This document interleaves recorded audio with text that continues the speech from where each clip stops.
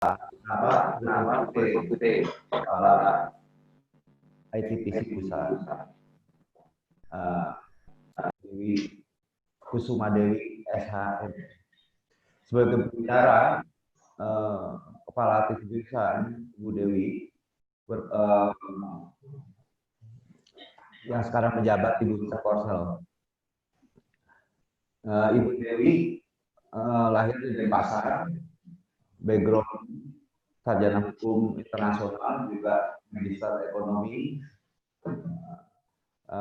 Pengalaman kerjanya pernah pada staf direktorat bina usaha dalam daftar perusahaan tahun 2005, kepala seksi jasa perdagangan jasa pada BUPP 2010, kepala seksi kerjasama lembaga pemerintah pada Direktorat Logistik dan Sarana Distribusi 2010-2014, Kasubag Informasi Publik dan pada Dijen Perdagangan Dalam Negeri 2014 sampai 2017, dan sekarang menjadi Kepala ITPC Pusat dari 2018.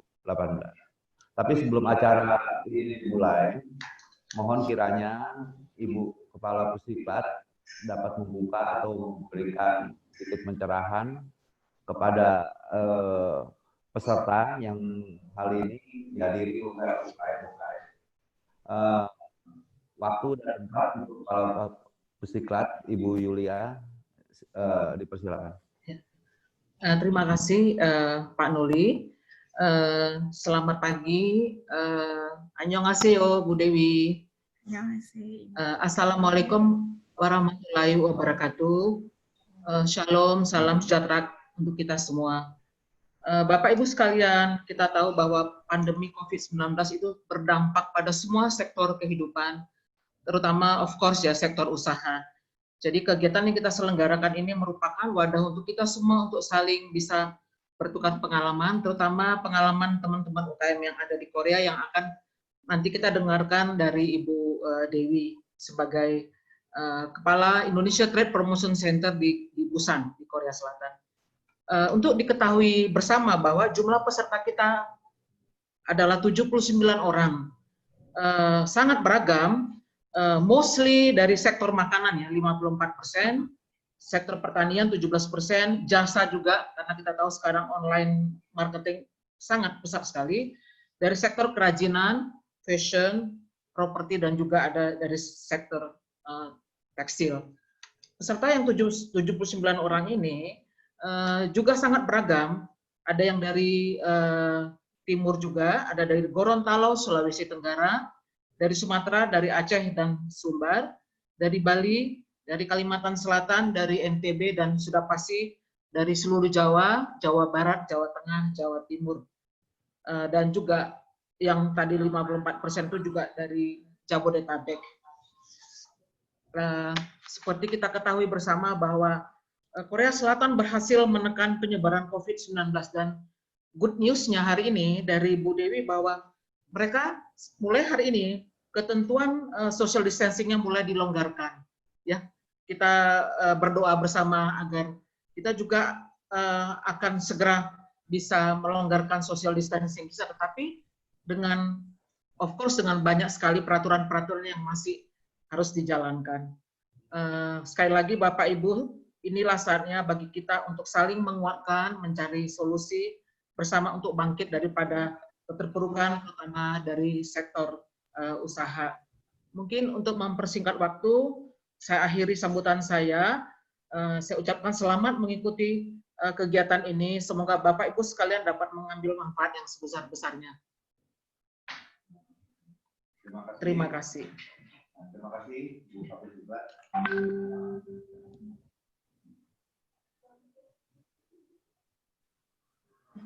Terima kasih atas pembukaannya Ibu Yulia Silalahi selaku Kapusdiklat Perdagangan.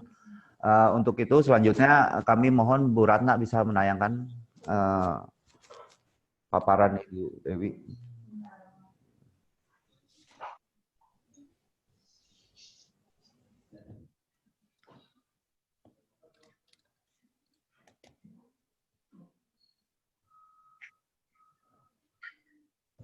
pada sesi nanti setelah Bu Derina paparan kita juga mempersilahkan ada sesi tanya jawab.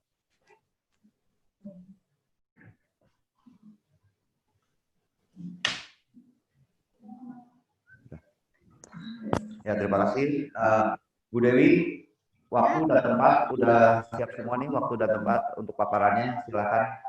Baik, terima kasih. Assalamualaikum warahmatullahi wabarakatuh. Waalaikumsalam. Selamat pagi, salam sejahtera bagi kita semua. Om Swastiastu, Salam. Pertama-tama saya ucapkan terima kasih kepada Bu Kapusdiklat atas undangannya, memberikan kesempatan pada saya untuk memberikan, sebenarnya ini hanya semacam pengamatan, karena saya kan saya sudah 3 tahun di sini mencoba memberikan informasi, sharing apa sih yang terjadi, apa sih yang dilakukan oleh UKM Korea di tengah pandemik, dan kalau boleh dibilang sekarang sudah memasuki pasca pandemik mereka, karena mereka sudah melewati peak daripada COVID-19. Untuk hari ini saja kasus baru hanya ada 2, dan itu semua berasal dari luar negeri, tidak dari penyebaran dalam negeri. Jadi pemerintah sudah menetapkan kita mulai kembali, tapi tentu dengan guidance, dengan banyak aturan yang intinya adalah hidup sehat, jaga kesehatan, dan kemudian jangan lupa akan yang namanya kebersihan. Saya mulai aja, saya nggak banyak bicara. Kita mulai, saya akan mencoba memberitahu, kita mulai lagi langsung di paparan pertama, bicara tentang seperti apa sih negara Korea Selatan. Korea Selatan adalah negara berbentuk republik. Dia populasinya sekitar 51 juta jiwa, tapi semakin menurun. Yang tahun lalu masih sekitar 52, sekarang sudah sekitar 51,4. Dan sebagian besar juga populasinya memang di usia 15 sampai dengan 64 tahun, dan itu sekitar 72% di tahun lalu. Tapi usia 65 ke atasnya itu sekitar 14%, yang berbeda dengan Indonesia yang hanya 7,26%. Sementara usia 0 sampai dengan 14 tahunnya itu hanya 13%, berbeda dengan Indonesia yang sekitar 27. Jadi anak-anak dan usia lanjut itu 27,58%. Kalau dilihat di sini GDP-nya cukup besar. Kalau GDP per kapitanya itu sendiri di sekitaran 31.000 US dollar. Jadi sangat jauh dengan Indonesia. Dengan UMR yang pada tahun 2019 kemarin itu 1,7, sekarang di 2020 1,795, sekitar 8.590 Korean won per bulan. Jadi Bapak Ibu bisa bayangkan itu adalah UMR yang notabene size marketnya cukup besar. Dari jumlah penduduk 51 jiwa itu 37.000-nya adalah warga negara Indonesia yang kebanyakan bekerja sebagai buruh pabrik maupun ABK, anak buah kapal. Lanjut, kita ke berikutnya. Saya ingin memperlihatkan seperti apa sih UMKM yang ada di Korea Selatan. Sama seperti di Indonesia, UMKM di Korea Selatan itu boleh dibilang backbone daripada perekonomian Korea Selatan. Sekitar 99% adalah SMI atau UKM.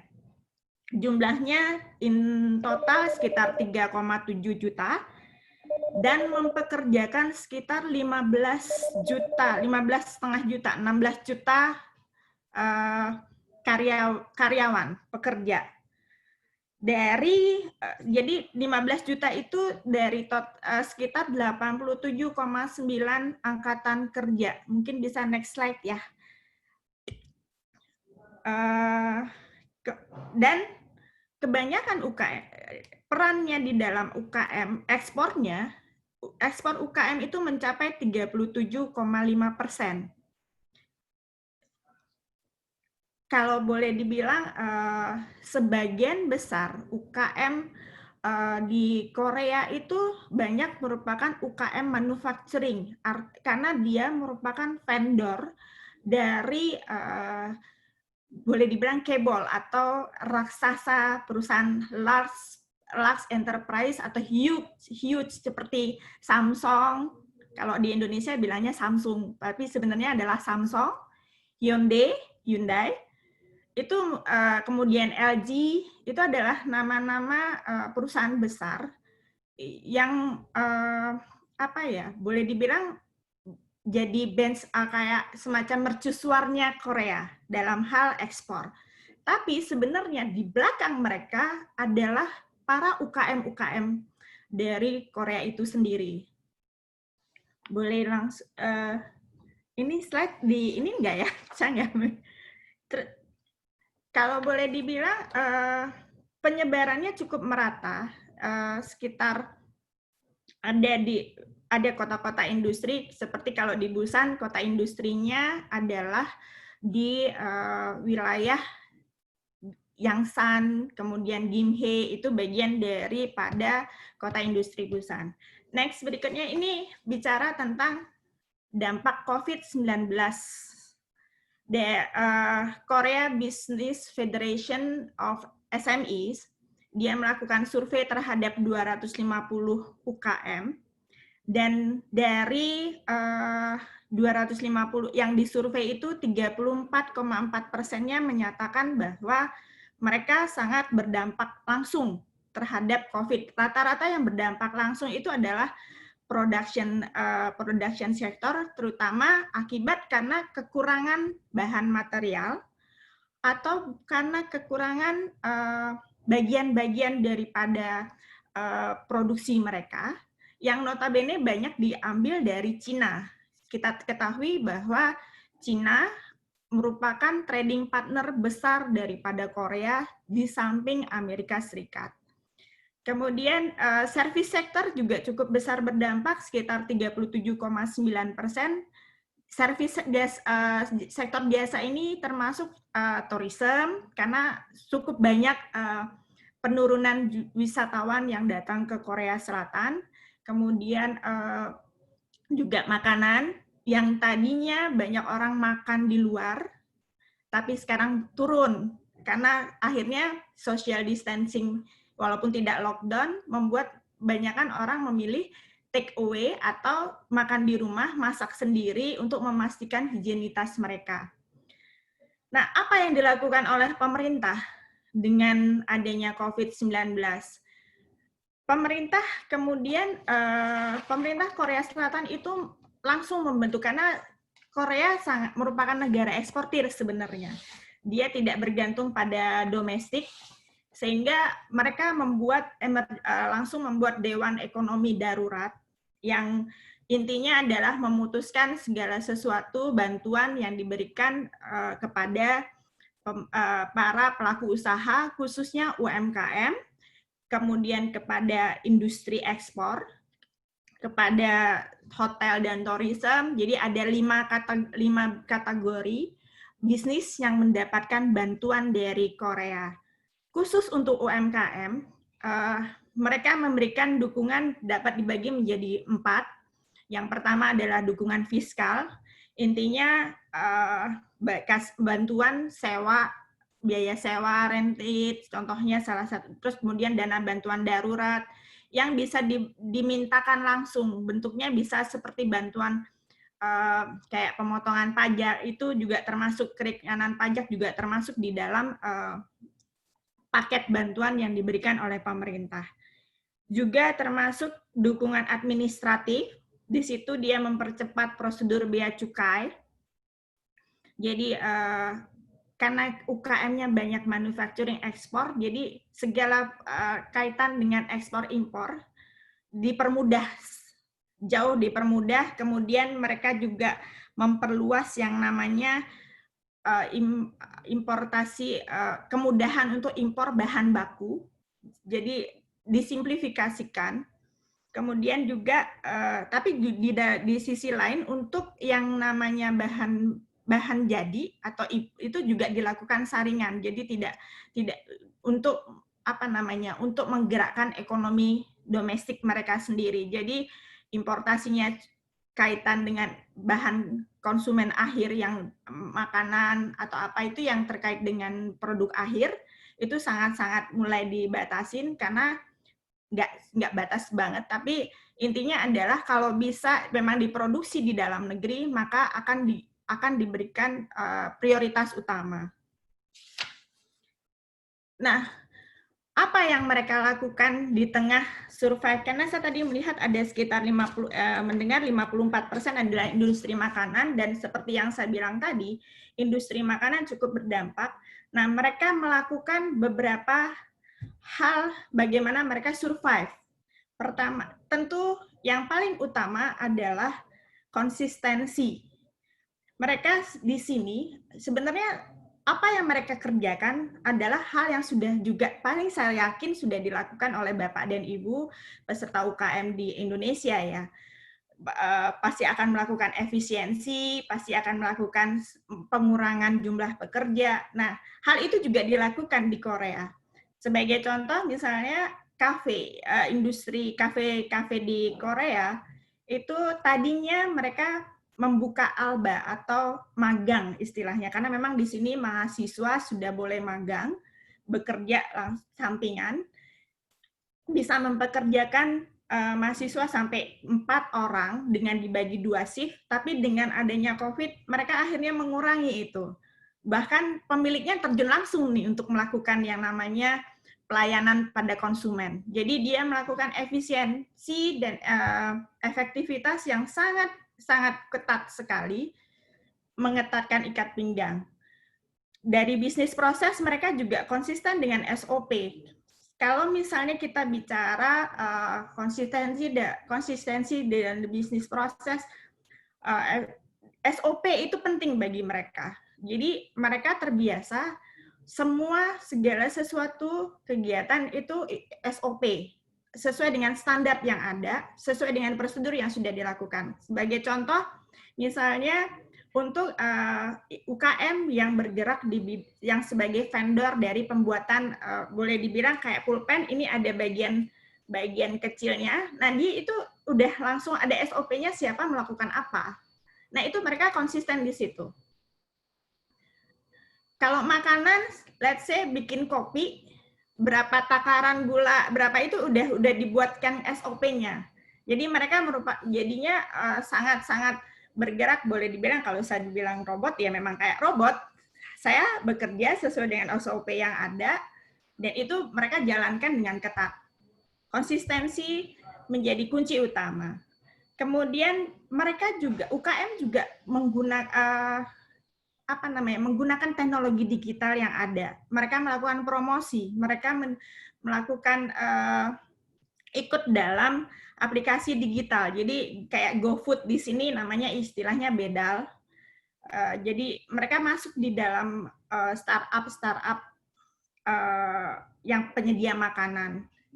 Dan mereka juga, karena mereka di sini sebenarnya Korea agak boleh dibilang negara tertutup, mereka punya aplikasi sendiri yang namanya Kakao dan Naver, jadi Gmarket, jadi mereka melakukan promosi ya di tempat itu. Instagram sendiri baru mereka mulai jalan kurang lebih 2 tahun terakhir, walaupun sebelumnya sama sekali tidak ada malah.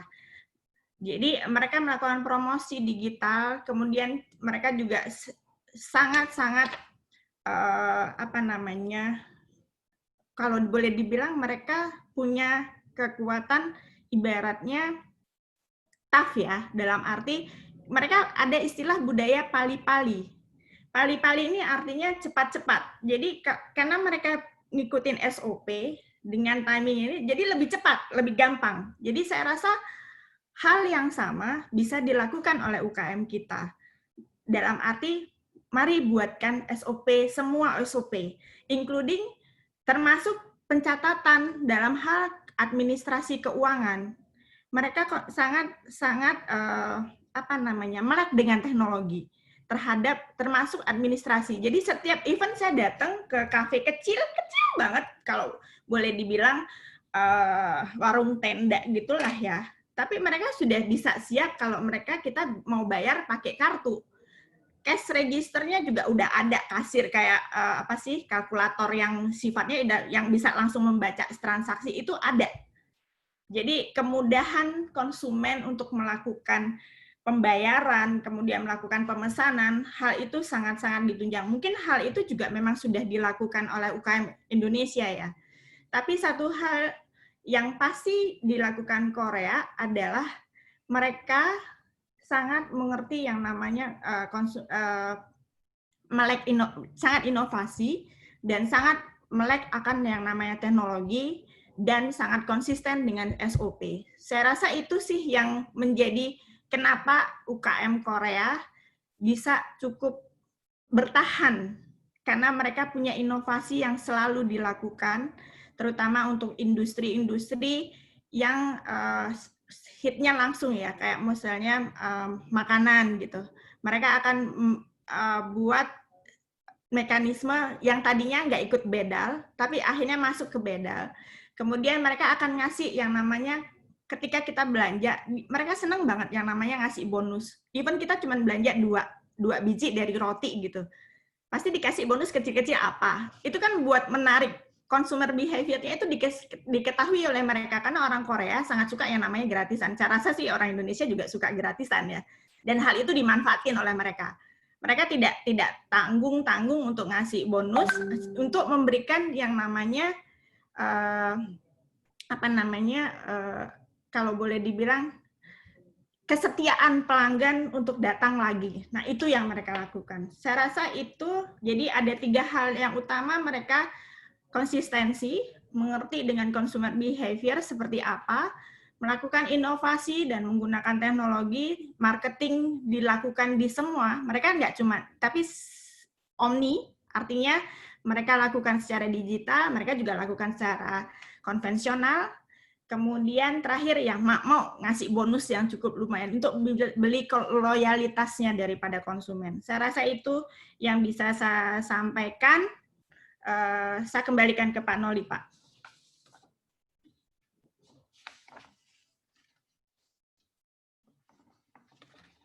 Terima kasih Bu Dewi atas paparannya yang sangat gamblang tentang kondisi UKM di Korea, juga kondisi pada masa krisis COVID ini. Semoga ini menjadi salah satu informasi yang penting untuk UKM-UKM kita untuk menjadi pelajaran bagaimana tetap tough di masa kondisi COVID ini. Untuk itu, habis sesi ini kita juga ada sesi tanya jawab yang mungkin 5 ya, Bu ya. Kita atur 5 penanya tanya jawab. Silakan buat para peserta kalau menanyakan lebih detail tentang informasi atau apapun yang di sektor perdagangan atau sektor apapun, TTI lah kepada Bu Dewi, mumpung ada Bu Dewi di sini. Silakan yang ada pertanyaan. Oke, Bapak Ibu sekalian yang ingin bertanya, mohon bisa digunakan fitur raise hand yang ada di kanan bawah. Jadi di reaction itu ada raise hand. Silakan mengangkat tangannya untuk bertanya. Di layar Bapak dan Ibu sekalian ada fitur raise hand. Kami tunggu.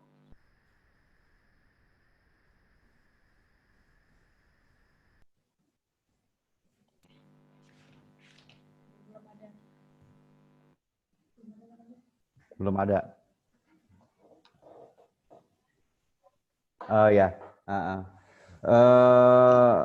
Sambil nunggu pertanyaan, Bu Dewi, stimulus apa saya nanyakan ini tentang selain debirokrasi untuk UKM, apakah ada misalnya kalau di Rusia dulu di dalam krisis ini adalah penurunan pajak atau apa khusus buat UKM, mungkin ada stimulus dari pemerintah Korea terhadap UKM? Baik, betul Pak. Sangat-sangat pemerintah Korea Selatan itu menyadari karena 99% usaha itu adalah UMKM, jadi mereka memberikan keringat, memperpanjang pengajuan batas waktu pajak, Pak. Jadi pajak ini dibagi-bagi insentifnya. Ke UKM itu salah satunya mengurangi tarif untuk pengadaan darurat suku cadang. Terus kemudian bisa juga menunda, dia melakukan penundaan pembayaran pajak sampai dengan 3 bulan sampai 6 bulan ke depan. Itu bisa dilakukan oleh mereka. Sebenarnya tidak hanya pajak bantuannya, bahkan ada yang sifatnya memberikan bantuan yang langsung kepada UKM mikro kecil. Kalau saya mau kasih contoh untuk UKM-nya Busan, Kota Busan, khusus untuk UKM Kota Busan, itu ada yang namanya pemberian jumlah dukungan berupa 1 juta won, berupa bayaran langsung tunai, Pak, dalam sebulan per perusahaan. Kemudian dia juga ada pinjaman dana khusus UKM. Pinjaman dana khusus UKM itu sampai dengan 100 juta won yang suku bunganya cukup kecil, sekitar 1,5% sampai 17%, dan ini pun tergantung dari kondisi perusahaan. Jadi banyak dukungan selain pajak juga ditunda, kemudian investigasi. Biasanya kan di sini sangat ketat ya pajak itu suka kalau melenceng sedikit dari catatan, karena sekali transaksi itu udah langsung masuk ke sistem dan itu ketahuan, oh ini kok beda sama laporan, nah, akan dilakukan investigasi pajak. Nah itu ditunda sekarang. Jadi ada transaksi yang aneh untuk sementara ditunda dulu, mungkin karena ada situasi yang nggak boleh. Nah itu yang dilakukan oleh pemerintah Korea Selatan. Kayak gitu sih Pak. Ya, terima kasih. Ini ada Bu Nina nih. Bu Nina, silakan. Ya, halo, selamat pagi Bapak, Ibu. Di sini saya mau nanya nih Bu ya, untuk Ibu Dewi, dengan keadaan COVID seperti ini kan usaha itu sulit Bu ya. Terus untuk konsistensi kita itu seperti sekarang saya ini dari kuliner kan harus banting setir ke bisnis yang lain kayak alat pelindung diri medis ya. Ini kan secara otomatis akan merubah semua sistem SOP. Kira-kira untuk UKM di Busan ada nggak Bu contoh kasus seperti itu? Terus bagaimana mengatasinya ya Bu ya? Ada contoh kasus yang kita bingung nih Bu, SOP berubah, bidang berubah, hidup harus berlanjut ya. Oke, di sini sebenarnya boleh dibilang tidak ada yang namanya dari UKM makanan berubah jadi manufacturing, sulit kayaknya Bu. Karena mereka akan steady di makanan, ya makanan aja. Karena kita kolaborasi Bu Dewi kebetulan dengan UKM yang tekstil ya, jadi otomatis kuliner kita kan terhambat sedikit Bu ya. Nah itu bedanya UKM-nya Korea sama UKM-nya Indonesia. Saya rasa UKM Indonesia jauh lebih tough ya Bu, dalam arti langsung bisa banting setir, bisa jadi apa aja. Sementara kalau di Korea itu orangnya seperti saya bilang tadi jadi robot. Kalau memang dia UKM-nya bicara makanan, maka dia akan berusaha di industri makanan atau yang nggak jauh-jauh dari makanan gitu. Tidak akan pernah mereka berubah, jarang mereka berubah jadi paling langsung jadi trader Bu. Bukan nggak serta-merta. Kalau Ibu kan dari yang tadinya industri produksi makanan, kemudian sekarang menjadi produksi yang namanya barang alat pelindung diri Bu. Alkes ya. Karena di sini nggak bisa sembarangan Bu kalau bicara alkes, alat kesehatan bikin ini. Itu langsung pemerintahnya langsung punya sendiri gitu. Industri yang agak sedikit medium yang akan dimintakan. Itulah kenapa alat kesehatan Korea cukup besar ya. Nah, kalau memang perubahan SOP yang Ibu lakukan, saya rasa sebenarnya sekarang tinggal seberapa cepat sih Ibu bisa melakukan adaptasi terhadap SOP yang ada. Karena kan beda banget nih Bu. Ibu dari bikin makanan, kemudian Jauh. manufacturing. Saya rasa Ibu nggak bisa langsung serta-merta bikin SOP langsung aja. Tentu mesti trial and error.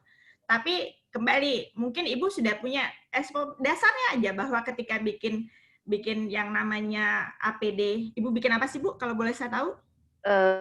Itu alat pelindung diri yang baju, Bu. Baju APD yang ya. itu standar Kemenkesnya sudah ada juga sih kemarin kita dapat. Nah, saya rasa sih Ibu tinggal, kalau memang sudah ada SOP, udah ada standar yang ada, Ibu bisa tinggal melakukan atau mengikuti standar yang sudah ada. Nah, tinggal Ibu menyesuaikan dengan bisnis proses yang Ibu punya. Dalam arti, Ibu kan pasti punya karyawan ya. Si karyawan A ini fokusnya di apa? Si karyawan B fokusnya di apain? Bisa jadiin satu, kolaborasi. Dua, jadi lebih cepat jadinya. Kayak gitu sih Bu. Yang kalau di Korea tidak ada sih yang berubah serta-merta gitu. Iya, karena kita berkepulauan, Bu, ya. Jadi harus bertahan semua, harus bergerak. Ini saya juga bingung, ini ngadepin kayak begini, ini betul-betul luar biasa. Aduh. Akhirnya Makasih, Bu. inovasinya yang utama, Bu. Inovasi, kemudian saya rasa orang Indonesia sebenarnya jauh lebih bisa survive, lebih bisa tough, tinggal ditingkatkan yang namanya produktivitas, Bu. Karena kadang kalau orang Indonesia kan kadang oke, pelan-pelan. Bedanya sama orang Korea, pali-palinya itu yang menjadikan dia bisa lebih. Orang Indonesia misalnya buat 2, mereka udah bisa bikin 5 gitu loh, dalam jangka waktu yang sama. Kita kan sekarang kan tinggal kita ubah nih, gimana kerjanya, pola kerjanya pekerja kita. Please fokus kayak gitu. Misalnya seperti itu sih, Bu. Tinggal ditingkatkan produktivitasnya, Bu, saya rasa. Lumayan juga, Bu, banting setirnya parah ini, Bu. Makanan kita anjlok jauh, penjualan 30% doang, Bu. Yang biasanya tinggi, aduh, ampun deh. Tapi mungkin karena ini lagi peak ya, Bu Nina. Saya rasa nanti setelah lewat setelah pasca peaknya, makanan akan kembali menjadi ini, karena biar bagaimanapun juga, kami juga sudah datang ke ini, industri makanan tetap akan bertahan, walaupun memang harus banting setir karena kita banyak banget ya, ini ya kembali inovasi yang menjadi utama. Bagaimana kita bisa meningkatkan produktivitas. Tapi saya yakin ini mungkin karena Indonesia baru mengalaminya.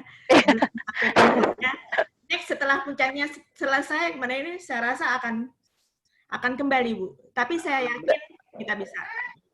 Berarti ini tinggal waktu aja, Bu, ya, benar-benar bertahan dengan waktu ya. Ikuti yang namanya petunjuk bahwa harus ada di rumah, kemudian produktivitas, tapi tetap bisa ditingkatkan, kan itu bisa dilakukan. Yang penting tidak melupakan yang namanya SOP seperti apa. Yang ada ikuti standar yang memang sudah dimintakan oleh Kemenkes. Saya rasa itu. Dan satu pesan saya, ikuti pemerintah, please social distancing, karena PSBB itu sebenarnya adalah social distancing. Iya, Bu. Makasih, Bu. Makasih jawabannya.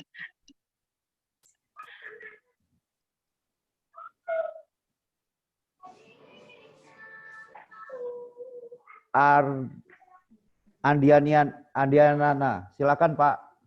Selamat pagi Pak, saya dari Bali. Saya Ketut Widiatnyana. Saya adalah pengrajin tenun songket Jemberana dan turunannya. Kebetulan kami 2017 pernah mengikuti pameran di Korea, Handmade Korea, Summer Handmade Korea, dan kami sudah ketemu dengan ITPC di sana. Cuman perkembangan sampai saat ini, bagaimana kami bisa masuk ke ITPC tersebut, Pak. Jadi kami sudah memberikan brosur untuk produk di sana, Pak.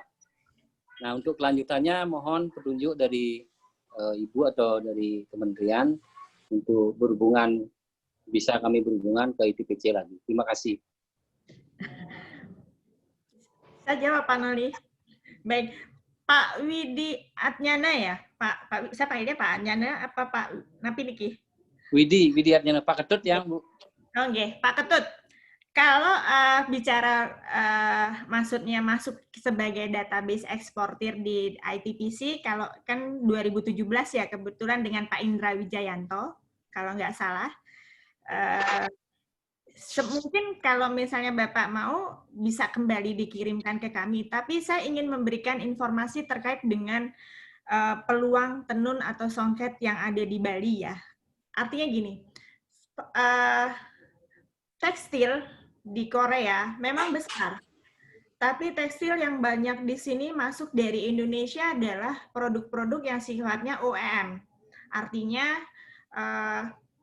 yang memang, atau selain OEM juga investasi tekstil yang ada di Korea, yang tekstil Korea yang ada di Indonesia.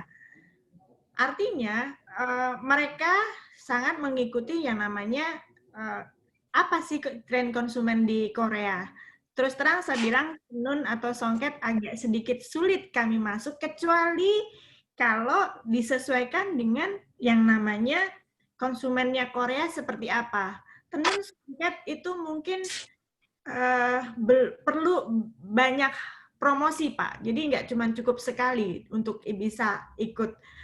Bapak saya rasa bisa memanfaatkan yang namanya turis-turis Korea yang datang ke Bali, karena terus terang Bali itu terkenal sekali dengan Korea. Jadi justru mereka nggak tahu yang namanya Indonesia itu mana, mereka taunya Bali, karena Bali is the most beautiful island in Indonesia menurut mereka. Jadi dari situlah mungkin Bapak belum bisa masuk ke sini, tapi coba perkenalkan, dan baju yang digunakan hanya akhirnya bisa untuk bulan musim yang namanya summer atau ini, tapi tidak bisa musim dingin. Dan mereka, kalau Bapak sudah pernah sini, pasti Bapak udah ngeliat kan seperti apa gaya pakaian mereka. Bapak summer mungkin iya, tapi kalau Bapak datang di musim gugur atau musim semi, beda lagi nih Pak.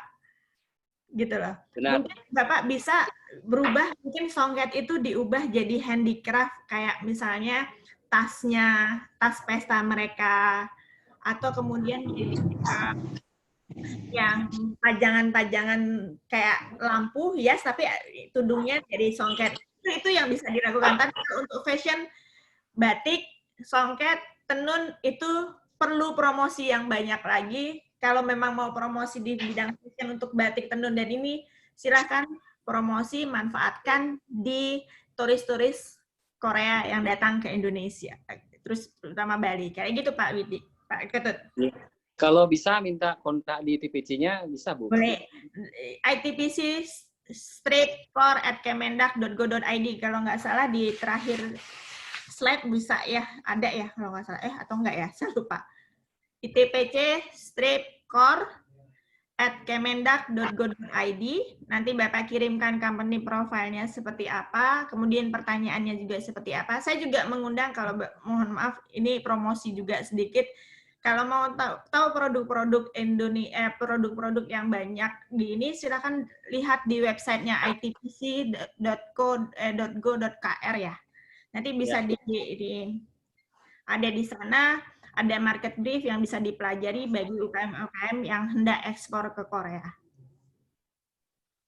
Gitu Pak. Nanti tiang kontak lagi. Terima kasih. Kalau di pasar Korea sih kami songket memang harusnya ke fashion. Tapi selendang kami yang terutama pewarna alam Bu sangat diminati kemarin.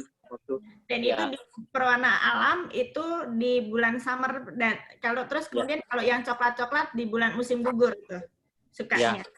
Kami sudah sih profil sudah kami kirim ke ITPC waktu itu. Cuman kami terbentur kesibukan ya. Apakah sudah masuk? Apa kurang, apa gimana kurang, jadi kontaknya hilang juga Pak. Bu, maaf itu untuk di TPC-nya. Nggak apa-apa, di email aja. Email tadi itu sebenarnya email yang tidak berkaitan dengan kepala atau wakil, jadi siapapun bisa kirimkan di situ, siapapun wakil dan kepalanya pasti akan dibalas, karena itu adalah email resmi dari ITPC Busan. Siap gitu. Bu, terima kasih Bu, terima kasih. Sekian.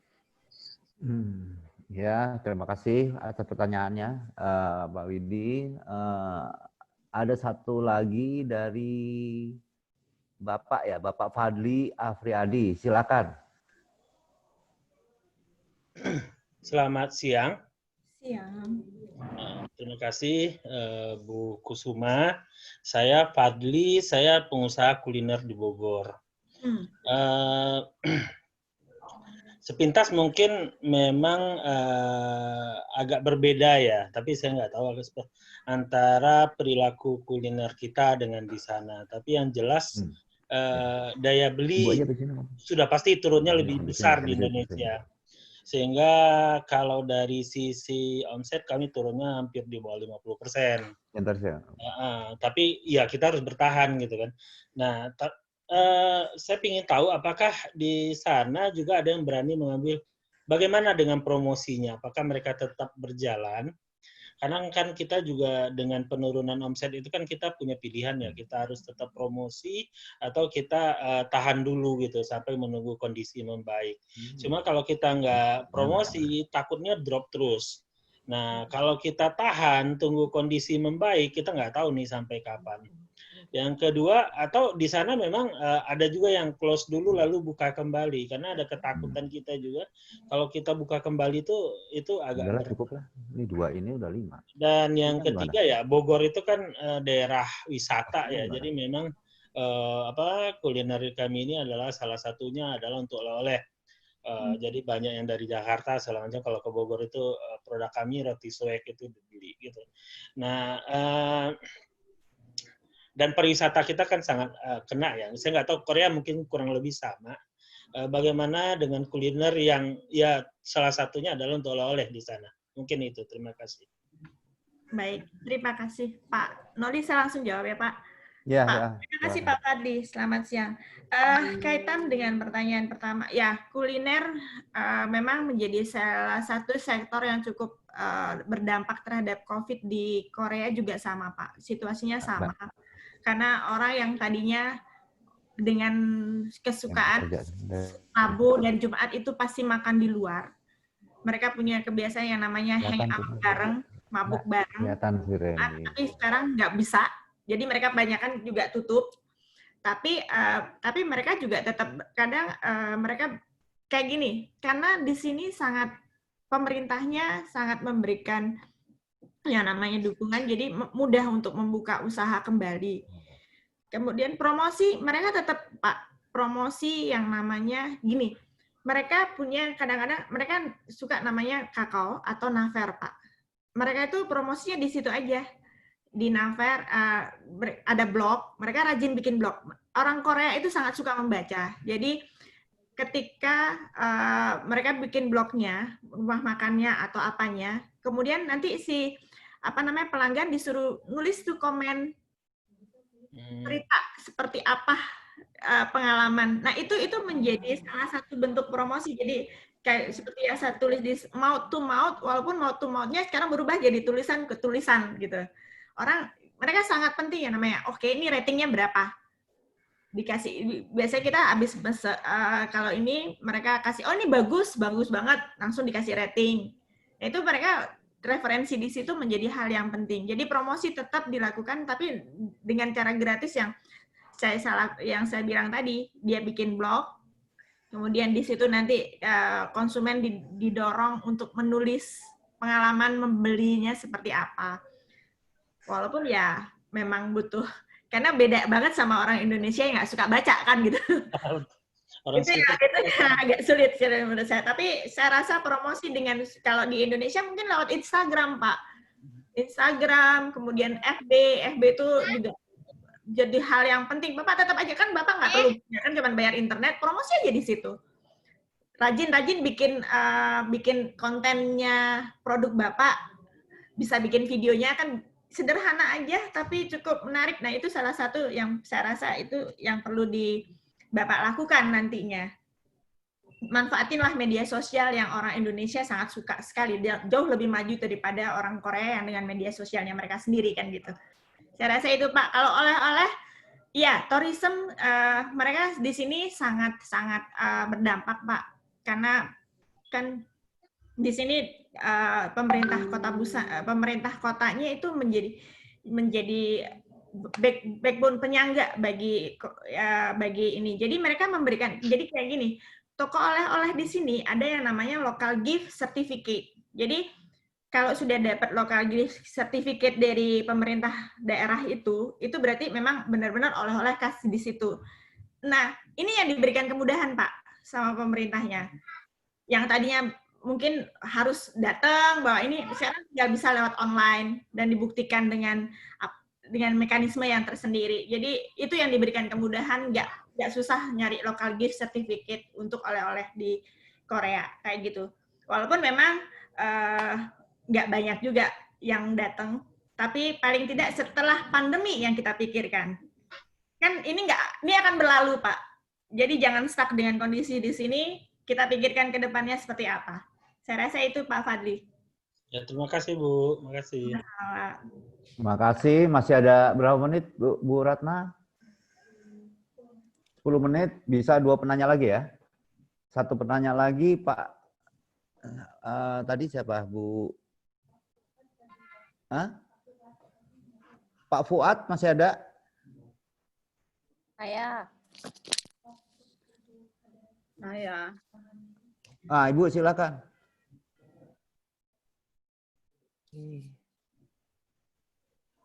Halo. Halo. Pak, silakan Pak. Halo, silakan.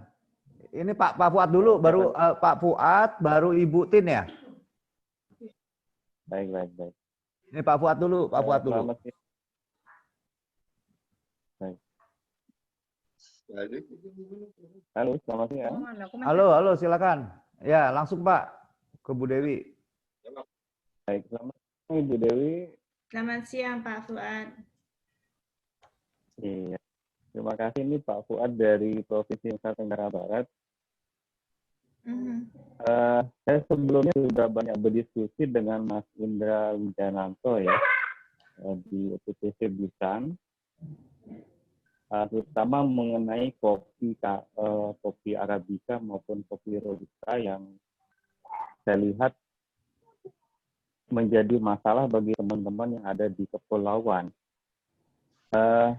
Produksi kopi UKM kita itu rata-rata merupakan UKM kecil yang produksinya mungkin masih mikrolot. Jadi hanya mampu memproduksi 100 hingga 200 kg per satu musim tanam. Saya ingin menanyakan bagaimana sebenarnya strategi yang bisa diterapkan oleh kita bersama, baik itu yang ada di pusat, daerah, maupun di UTPC Busan sendiri, sebagai perwakilan Kementerian Perdagangan di sana, bagaimana kita mengakomodir produksi UKM kita yang sifatnya mikrolot ini untuk bisa dikirim ke Korea secara kolektif. Mungkin itu saja yang ingin saya tanyakan Ibu Dewi. Terima kasih. Selamat siang. Silakan Bu Dewi. Baik Pak, terima kasih Pak Fuad. Bicara dengan produksinya UKM yang memang sangat terbatas, Pak, maka saya rasa yang paling utama adalah kooperasi, kerjasama antara UKM yang satu di dalam satu desa gitu, atau kemudian dalam satu wilayah NTB ada satu wadah. Kalau boleh dibilang sebenarnya kooperasi kita bisa menjadi tempat untuk menyatukan hasil-hasil produksi UMKM yang kemudian bisa dibuat, karena koperasi kan bisa melakukan ekspor gitu bersama-sama. Jadi kooperasi, kolaborasi, cooperation and collaboration, bahasa Indonesianya kerjasama dan kolaborasi bersama. Tentu menjadi PR adalah bagaimana menjaga konsistensi daripada kualitas dan kuantitasnya, Pak. Karena itu menjadi salah satu masalah ketika UKM Indonesia melakukan ekspor, termasuk ke Korea Selatan.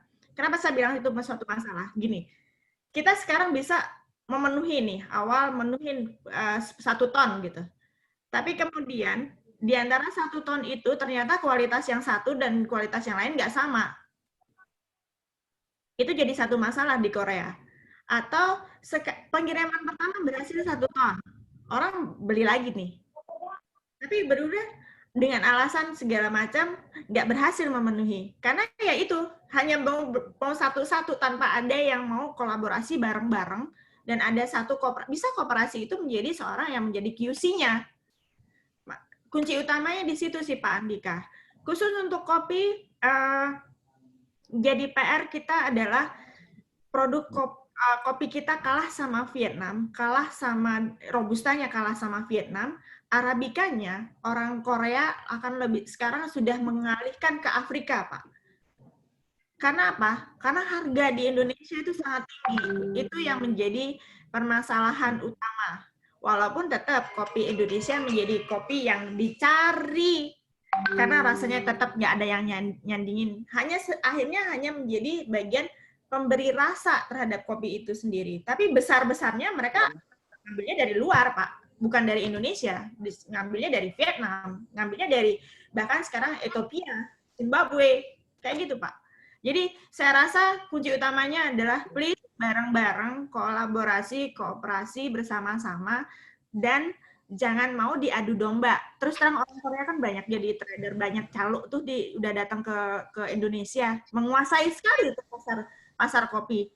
Please, misalnya jualnya $3 Robusta Bapak, pastikan teman Bapak di tempat yang Bapak ada jangan mau dibayar $2, Pak. Itu yang mesti sama. Make sure bahwa collaboration and collaboration itu dilakukan. Itu kunci utama. Paling itu Pak Fuad yang bisa saya sampaikan. Terima kasih Bu Dewi ya, Pak Fuad. Semoga puas dengan jawaban Bu Dewi. Satu lagi ya, tinggal satu lagi ya. Oke, untuk pertanyaan tinggal satu lagi. Waktunya karena udah habis. Bu Tin ya, Bu Tin Mujiati, silakan. Ya, selamat siang. Terima kasih. Ibu Dewi, saya mau tanya, ini kan saya baru aja usaha, kebetulan terus ada COVID ini, jadi usaha saya terus saya usaha warung makan. Dan satu macam masakan. Setelah ada COVID, tentunya sangat besar, tidak ada pemasukan. Akhirnya saya beralih ke bumbunya aja. Sekarang saya buatin bumbu, karena saya kan jualan rawon. Sekarang saya membuat bumbu yang saat ini saya pemasarannya hanya sebatas ke teman-teman. Saya masih kesulitan untuk pemasarannya. Saya sudah di Facebook sudah, IG sudah, tapi masih kurang setiap harinya.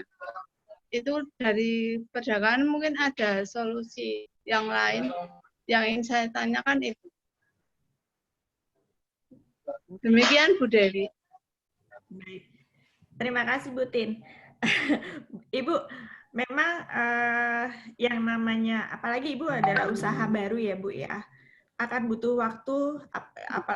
Dengan COVID ini sangat-sangat sulit untuk bisa maju. Tapi bukan berarti mungkin sekarang masih, karena gini Bu, promosi itu nggak bisa serta-merta. Ibu baru promosi sekarang, atau mungkin promosi itu biasanya berlaku, sekarang Ibu promosi, dengan konsisten Ibu promosi, itu hasilnya baru bisa terjadi di 6 bulan kemudian, Bu.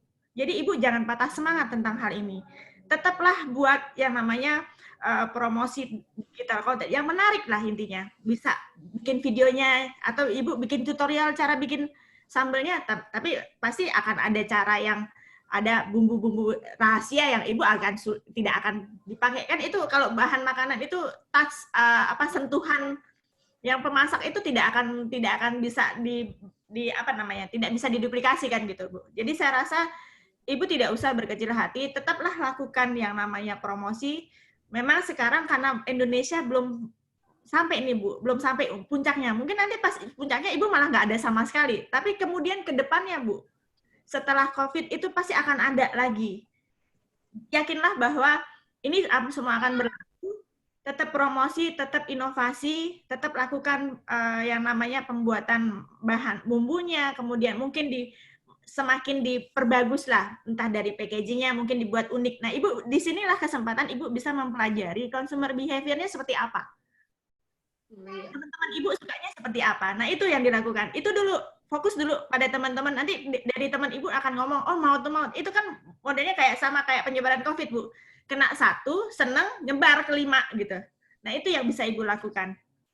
Jadi jangan berkecil hati, Bu. Tetap lakukan promosi, tetap buat konten, tetap membuat produk yang lebih baik lagi. Saya rasa itu, Bu Tin. Ya, terima kasih Bu Dewi. Ya, maaf kalau apa Bu? ya, karena saya di sini yang kesulitan itu dari alatnya. Alatnya kan juga mahal. Terus saya cari di Google dengan cara kayak stiker label di atasnya itu saya pakai setrika. Karena untuk beli kan juga belum ada dananya. Terima kasih. Ya, terima kasih Ibu. Kita tutup sesi tanya jawab karena dengan sudah berakhir waktunya, dengan waktu sudah berakhir. Dengan ini saya terima kasih juga buat Bu Dewi, peserta-peserta juga. Saya akan mereview juga nih apa yang didiskusi antara peserta dan Ibu Dewi ini karena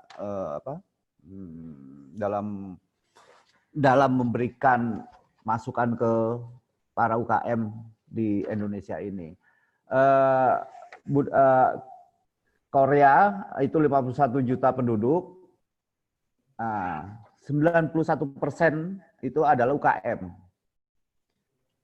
UKM Korea mayoritas manufaktur yang menjadi backbone atau partnernya adalah perusahaan-perusahaan besar seperti Hyundai, Samsung, dan lain-lainnya. Dampak COVID itu produksinya itu menurun karena raw material itu rata-rata masih import, mayoritas dari Cina. Dampak juga kepada sektor turis, juga kuliner. Iyo. Terus stimulus pemerintah ke UKM ialah bantuan memberi kemudahan fiskal, juga pajak, juga debirokrasi perizinan ekspor. Jadi mempermudah. Terus solusi yang dilakukan industri makanan, khususnya makanan di Korea adalah digital marketing. UKM Korea rata-rata telah membuat semua sektor SOP dengan buat SOP sehingga lebih cepat. Lebih cepat, standar mutu dan servisnya telah terstandar. Itu kalau saya garis bawahi diskusi kita hari ini. Untuk pertanyaan-pertanyaan juga ada 5, tadi sudah diinfokan, dijawab oleh Ibu Dewi adalah 5 sektor makanan, sektor tekstil, 3 kuliner, juga kopi, juga kuliner juga. Untuk itu terima kasih. Saya juga persilakan, saya masih ada waktu sedikit, saya minta juga Pak Ibu Kapus kalau ada saran atau apa sedikit untuk acara ini, Bu. Sudah. Terima kasih kita ucapkan kepada Ibu Dewi, Kepala ITPC Busan, untuk sharing pengalaman, pengetahuan. Semoga dapat berguna bagi kita semua, terutama di era yang lumayan sangat sulit sekali ini ya. Jangan patah semangat, UKM Indonesia maju ya dalam hal apapun. Kita tahu pada resesi yang lalu juga UKM kita sangat kuat sekali. Kita harus bekerja bersama-sama menghadapi pandemi ini. Mungkin itu dulu, kita berikan aplaus dulu untuk Ibu Dewi dari Busan.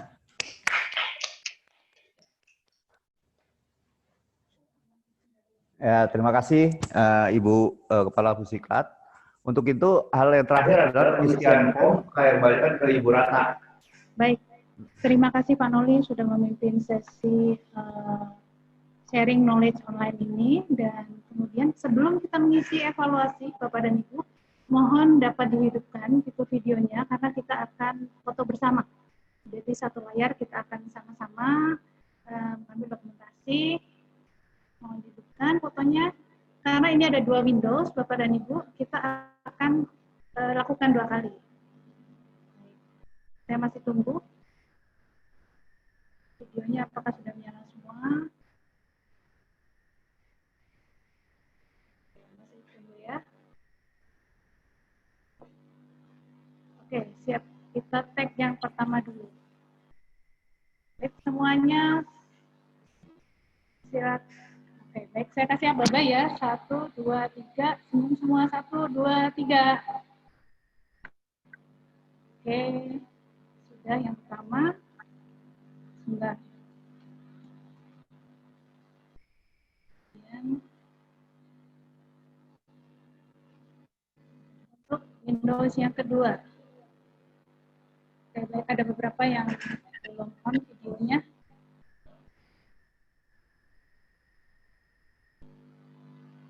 Oke. Kita lakukan sekarang ya, fokus ya. Baik. 1, 2, 3, senyum, smile. Oke.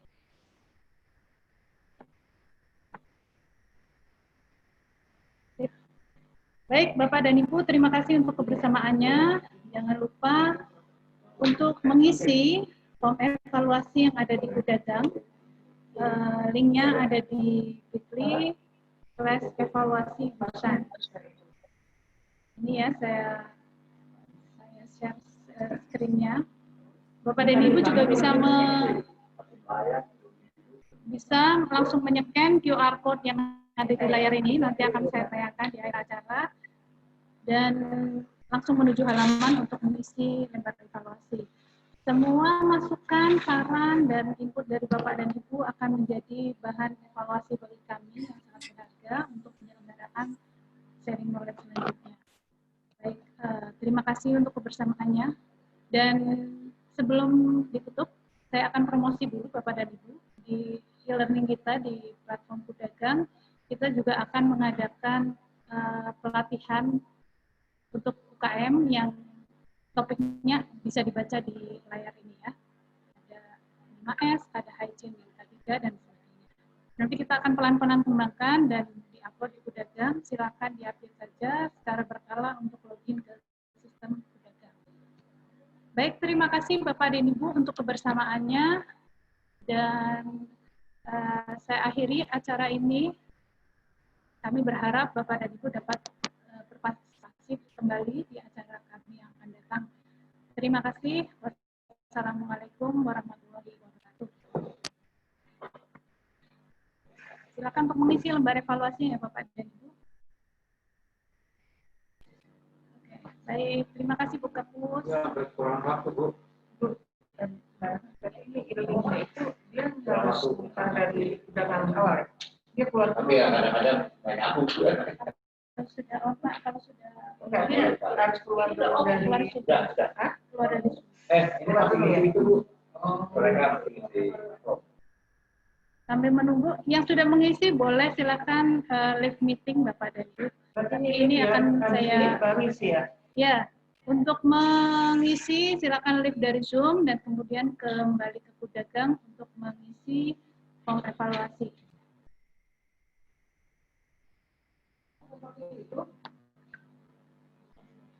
Iya Bu, sebentar. Kan saya mau foto tadi. Bu, ini